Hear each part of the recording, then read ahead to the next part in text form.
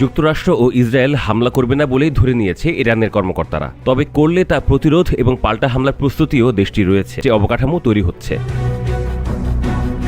Open source intelligence বা ওজিন্টের একটি অনুসন্ধানে এটি প্রমাণ মিলেছে। ওজিন্ট গুগল ম্যাপ ও গুগল আর্থের সাহায্যে গাদিরের নির্মাণাধীন রাডার কাঠামোর ছবি বের করে তার প্রকাশ করেছে। গাদিরের নকশাটাই এমন যে এটি ছুটে আসা ব্যালিস্টিক ও ক্রুজ ক্ষেপণাস্ত্র এবং আকাশযান শনাক্তকরণ নামে সামরিক মহড়ার সময় গাদিরের পরিচয় পায় বিশ্ববাসী। 2012 সালে গাদিরকে বিপ্লবী গার্ড বাহিনীর বহরে যুক্ত করা হয়। গাদিরের কার্যকারিতা স্তর ভিত্তিক। এটি 1100 কিলোমিটার পর্যন্ত ব্যালিস্টিক ক্ষেপণাস্ত্র এবং 600 কিলোমিটার পর্যন্ত আকাশযান শনাক্ত করতে পারে। ছোট ড্রোন, ক্রুজ ক্ষেপণাস্ত্র ও স্টেলথ প্রযুক্তির আকাশযান শনাক্ত করতে পারে 300 কিলোমিটার পর্যন্ত। ইরানের আকাশ প্রতিরক্ষা বাহিনীর দাবি, গাদির ইলেকট্রনিক যুদ্ধেও টিকে থাকতে পারবে।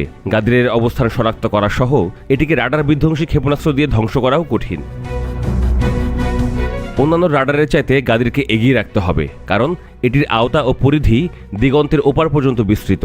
অন্যান্য রাডার কাজ করে দিগন্ত রেখার আগ পর্যন্ত, কিন্তু গাদির রেডিও তরঙ্গ ছুঁড়ে মারে, যা দিগন্তের ওপার থেকে আসা আক্রমণ শনাক্ত করে।